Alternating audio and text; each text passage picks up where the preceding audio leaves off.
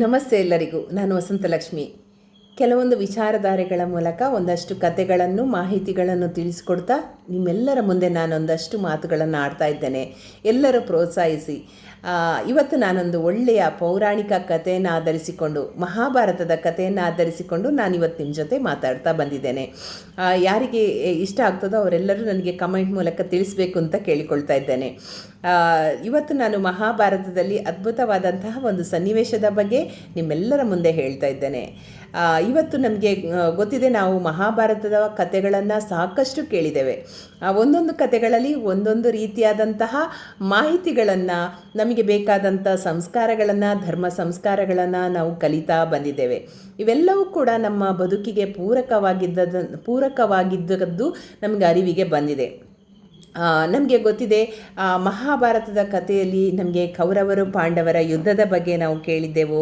ಆ ಒಂದು ಯುದ್ಧದ ಬಗ್ಗೆ ಇರುವಂತಹ ಒಂದು ಕಥೆಯಲ್ಲಿ ಇವತ್ತು ನಾನೊಂದು ಅದ್ಭುತವಾದ ಸನ್ನಿವೇಶವನ್ನು ಹೇಳ್ತಾ ಇದ್ದೇನೆ. ಮಹಾಭಾರತದ ಯುದ್ಧದ ಕೊನೆ ಆಗ್ತದೆ.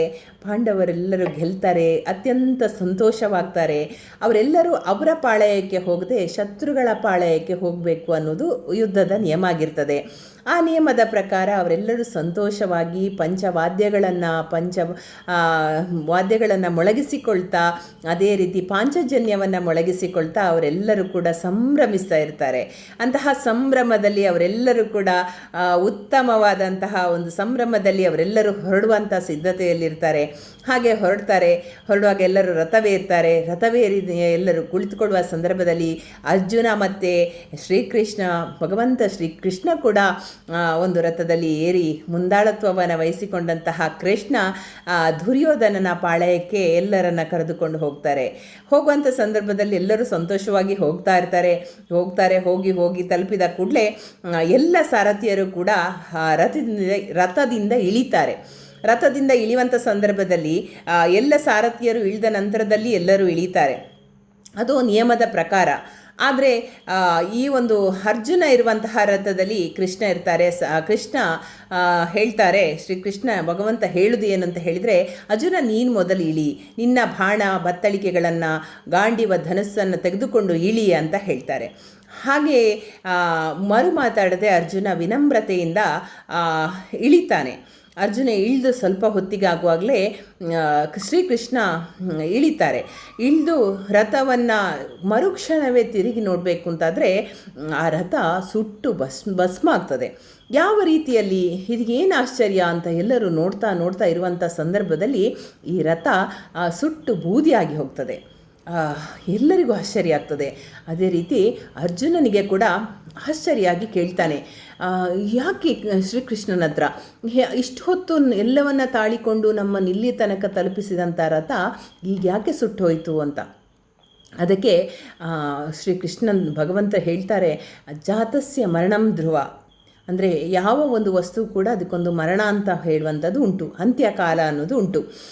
ಅದು ಇಷ್ಟು ತನಕ ಯಾಕೆ ಅದು ಯುದ್ಧಗಳನ್ನೆಲ್ಲವನ್ನು ಅಲ್ಲಿರುವಂತಹ ಭೀಷ್ಮ, ದ್ರೋಣ, ಹಾಗೆ ಪ್ರತಿಯೊಬ್ಬರ ಶಾಪಗಳು, ಅಲ್ಲಿರುವಂತಹ ಬ್ರಹ್ಮಾಸ್ತ್ರಗಳು, ಇವುಗಳೆಲ್ಲವದರ ಶಕ್ತಿಯನ್ನು ತಡೆದುಕೊಂಡು ಈ ರಥ ಎಲ್ಲವನ್ನ ನುಂಗಿಕೊಂಡಿತ್ತು. ಕಾರಣ ಭಗವಂತ ಶ್ರೀಕೃಷ್ಣ ರಥದಲ್ಲಿ ಕೂತಿದ್ದ ಕಾರಣ, ಅದರಲ್ಲಿ ನಾನು ಕೂತಿದ್ದ ಕಾರಣ ಆ ರಥ ಎಲ್ಲವನ್ನು ತಡೆದುಕೊಂಡು ಅದರಲ್ಲಿ ಅದು ತಡೆದುಕೊಂಡಿತ್ತು.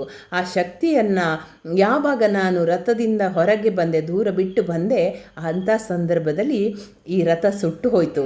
ಈ ರಥ ಸುಟ್ಟು ಹೋಗಲಿಕ್ಕೆ ಮುಖ್ಯ ಕಾರಣ ನಾನು ಆ ರಥದಿಂದ ಇಳಿದದ್ದು. ಅಂದರೆ ಇದರಲ್ಲಿರುವಂತಹ ಶಾಪಗಳು, ಇವುಗಳ ಶಕ್ತಿಯಿಂದ ಪ್ರಭಾವ ಅಷ್ಟಿತ್ತು. ಆ ಮಟ್ಟದಲ್ಲಿ ಇದ್ದಾಗ ಅದು ನಾನಿದ್ದ ಕಾರಣ ಅದು ಸುಟ್ಟು ಹೋಗಿರಲಿಲ್ಲ ಅಂತ ಹೇಳುವಾಗ ಅತ್ಯಂತ ಭಕ್ತಿಯಿಂದ ಮತ್ತೊಮ್ಮೆ ಅರ್ಜುನ ಕೃಷ್ಣನಿಗೆ ನಮಿಸ್ತಾನೆ.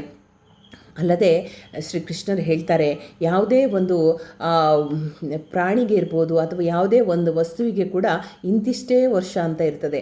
ಆ ವರ್ಷಗಳು ಅಥವಾ ಒಂದು ಅವಧಿಯಲ್ಲಿ ಯಾವ ರೀತಿಯಲ್ಲಿ ಅದು ತನ್ನನ್ನು ಬಳಸಿಕೊಂಡು ಆ ಒಂದು ಜೀವಿತಾವಧಿಯನ್ನು ಮಾಡ್ತದೋ ಅದು ನಿಜವಾದ ಜೀವನ.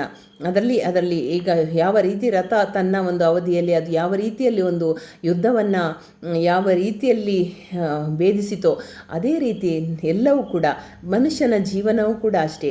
ಹುಟ್ಟಿನಿಂದ ಮರಣದ ತನಕ ಯಾವಾಗ ಆತ್ಮ ದೇಹದ ಒಳಗೆ ಸೇರುತ್ತದೋ ಅದು ಇರುವ ತನಕ ಒಬ್ಬ ಮನುಷ್ಯನಾಗಿ ತನ್ನ ಕರ್ತವ್ಯವನ್ನು ನಿಭಾಯಿಸಲಿಕ್ಕೆ ಸಾಧ್ಯ. ಅದೇ ರೀತಿ ಅವನ ಯಾವಾಗ ಆತ್ಮವು ದೇಹದಿಂದ ಹೊರಗೆ ಹೋಗ್ತದೋ ಅಂಥ ಸಂದರ್ಭದಲ್ಲಿ ಮರಣ ಸಂಭವಿಸ್ತದೆ, ದೇಹ ಸುಟ್ಟೋಗ್ತದೆ. ಅದೇ ರೀತಿ ಇವತ್ತು ರಥ ಕೂಡ ಆಗಿದೆ ಅಂತ ಹೇಳುವಾಗ ಎಲ್ಲರಿಗೂ ಆಶ್ಚರ್ಯ ಆಗ್ತದೆ. ಅದೇ ರೀತಿ ಭಗವಂತನ ಈ ಒಂದು ಮಹಿಮೆ, ಭಗವಂತನ ಈ ಒಂದು ಸೃಷ್ಟಿಯ ಅವಲೋಕನವನ್ನು ಕೇಳಿದಾಗ ಎಲ್ಲರಿಗೆ ಕೂಡ ಮತ್ತೊಮ್ಮೆ ವಿನಮ್ರವಾದಂತಹ ಒಂದು ಭಕ್ತಿಯ ಮನಸ್ಥಿತಿ ಬರ್ತದೆ. ಇಲ್ಲಿಯ ತನಕ ಆದಂತಹ ಮಹಾಭಾರತದ ಯುದ್ಧದ ಸಂಭ್ರಮದಲ್ಲಿ ಇಂಥ ಸಣ್ಣ ಒಂದು ಕಥೆಯ ಮೂಲಕ ಇಂಥ ರಥವು ಸುಟ್ಟು ಹೋದ ಒಂದು ಸಂದರ್ಭವನ್ನು ನೆನೆಸ್ಕೊಳ್ತಾ ಇವತ್ತೊಂದು ಸಣ್ಣ ಕಥೆಯ ಮೂಲಕ ನಾನು ನಿಮ್ಮನ್ನೆಲ್ಲರನ್ನ ಒಂದಷ್ಟು ಪ್ರೋತ್ಸಾಹಿಸಿದ್ದೇನೆ. ಈ ಕಥೆಯನ್ನು ಕೇಳ್ತಾ ಎಲ್ಲರೂ ಮತ್ತಷ್ಟು ಪ್ರೋತ್ಸಾಹಿಸಿ, ಮತ್ತಷ್ಟು ವಿಡಿಯೋಗಳೊಂದಿಗೆ, ಮತ್ತಷ್ಟು ವಿಷಯಗಳೊಂದಿಗೆ ನಿಮ್ಮ ಮುಂದೆ ಬರ್ತೇನೆ. ಎಲ್ಲರ ಹಾರೈಕೆ ಹಾಗೂ ಆಶೀರ್ವಾದ ನನಗಿರಲಿ ಅಂತ ಕೇಳಿಕೊಳ್ತೇನೆ. ಧನ್ಯವಾದಗಳು.